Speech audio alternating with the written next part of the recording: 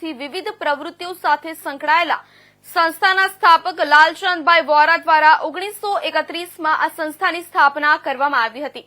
સંસ્થાના ટ્રસ્ટી દેવરચંદભાઈ સાવલિયાના માર્ગદર્શન હેઠળ બગસરા શહેરમાં વિવિધ વિસ્તારમાં 7 જેટલા બાળ સંસ્કાર કેન્દ્રો ચાલે છે।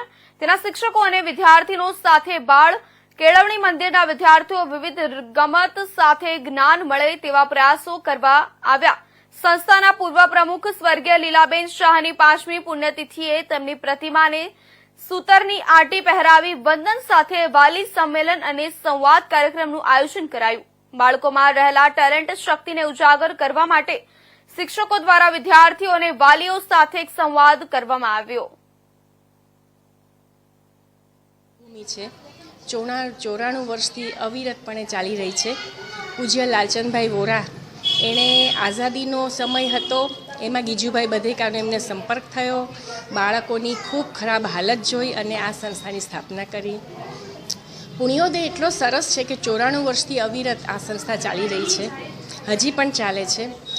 લાલચંદ કાકા હતા, મારા નાનાજી થાય, બહુ નસીબદાર છું, ગૌરવની વાત છે કે આવા પરિવારમાં મારો જન્મ થયો છે। ત્યાર પછી લાલચંદ કાકાએ સંભાળી, ત્યાર પછી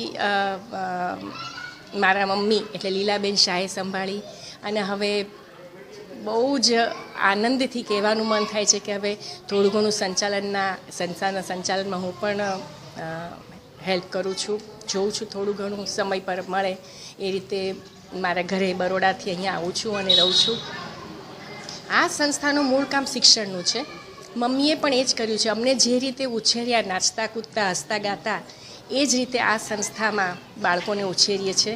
બાળ મંદિર, પછી 1 થી 5 ધોરણ, પછી મોટા બાળકો અને આસપાસના સરાણિયા વિસ્તારમાં, સ્લમ વિસ્તારમાં 7 સેન્ટરો અમારા, એટલે લગભગ 400 બાળકો સાથે અમે લોકો કામ કરી રહ્યા છીએ શિક્ષણનું। અને એ શિક્ષણના કામમાં એક જ વસ્તુ છે કે બાળકોને એનું બાળપણ પાછું મળે। મોટા બાળકોને થોડું વાંચતા લખતા શીખી જાય, નાના મોટા હિસાબ શીખી જાય, એ અમારું ધ્યેય છે કે જે બાળકો, જે સરાણિયા વિસ્તારના જે બાળકો છે, હરતા ફરતા જે જાતિ છે, જેને ક્યારેય શિક્ષણ મળ્યું નથી, બાળપણ મળ્યું નથી, એ અત્યારે મળે એની અમે પણ કોશિશ ચાલુ રાખી છે। એ લોકોને વસાવવાનું કામ પણ કરીએ છીએ, પણ મૂળ આ સંસ્થાનો હેતુ છે બાળ કેળવણી। અને બહુ આનંદની વાત છે કે અત્યારે માતૃભાષામાં શિક્ષણ આપીએ છીએ અમે, તો પણ ઘણા બધા વાલીઓ બહુ હોંશે જોડાય છે આમાં અને ખૂબ પ્રેમથી જોડાય છે કે અમે સમય પ્રમાણે અમારામાં પણ ફેરફાર કર્યો છે થોડો, કે ફોનેટિકલી અમે લોકો પણ અંગ્રેજી દાખલ કર્યું છે બાલવાટિકામાં, પણ મૂળ ભાર અમારો માતૃભાષા પર છે। અને હું અપીલ કરું છું આજના માતા પિતાને કે તમે ગમે એટલું અંગ્રેજી શીખવાડો, આગળ વધારો બાળકોને, ના નથી, સમય સાથે ચાલવું જ પડે, પણ માતૃભાષામાં એ લોકોનો બેઝ આવવા દો, એ લોકોને માતૃભાષામાં ગીતો સાંભળવા દો, વાર્તા કરવા દો, વાતો કરવા દો, અને બસ ભારતમાં સરસ નાગરિકો પેદા થાય એ જ એક આશા। સંસ્કારમાં માતા પિતાની કેવી ભૂમિકા હોય છે, બાળકને સમજવાની જે શક્તિ છે, ક્ષમતા છે, એક માતા પિતા તરીકે બાળકને કયા સમયમાં કેવો સમય આપવો જોઈએ અને બાળક હસતું ખીલતું એના ચહેરા ઉપરની સ્માઇલ કેવી હોવી જોઈએ। તો એક માતા જે છે, એક પિતા છે, એ બાળકને સમજે, બાળકને સમજાવવાનો નથી પણ બાળકને સમજી અને આગળ વધવાના પ્રયત્નોની સાથે આગળ વધવું જોઈએ।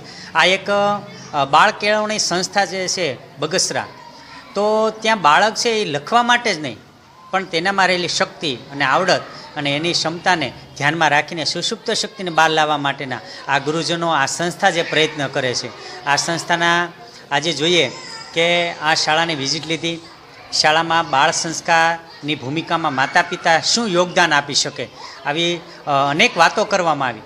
વાલીઓના સાથેના પ્રતિભાવો જે છે અને તેનું બાળક છે એ ઘર આંગણામાં કેવી પ્રવૃત્તિ કરતું હોય છે, કેવા તોફાન કરતું હોય છે, તો કયા સમયે બાળકને મારે શું આપવું, કેવા પ્રયત્નો કરવા, કેવી રમતો કરાવીએ, કે જ્યારે અત્યારના સમયની અંદર યુગ જોઈએ તો કે મોબાઈલનો યુગ છે, પણ બાળકને આપણે શું કરીએ છીએ કે બાળકને રમવા નથી દેતા, કે બાળકને ધૂળમાં જવા નથી દેતા, કે બાળકને એકલું પડવા નથી દેતા। ત્યારે ઘણા બધા એવા પ્રશ્નો ઉદ્ભવે છે કે 4 દિવાલોની વચ્ચે બાળક ઉછરે છે, તો એ બાળક છે એ મોબાઈલ માગવાનું છે, પણ એને મિત્રો બનવા દો, એને બહાર જવા દો, એને મેદાનમાં આળોટવા દો, એને ધૂળમાં રમવા દો।